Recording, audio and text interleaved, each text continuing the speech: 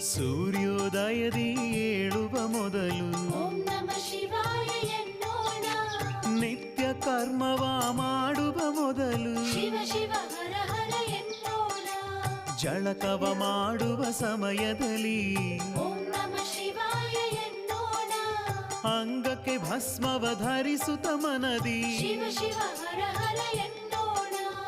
ಇಷ್ಟ ದೇವರ ಪೂಜೆಗೆ ಮೊದಲು ಓಂ ನಮ ಶಿವಾಯ ಎನ್ನೋಣ. ತುತ್ತನು ಬಾಯೊಳು ಇಡುವ ಮೊದಲು ಶಿವ ಶಿವ ಹರ ಹರ ಎನ್ನೋಣ.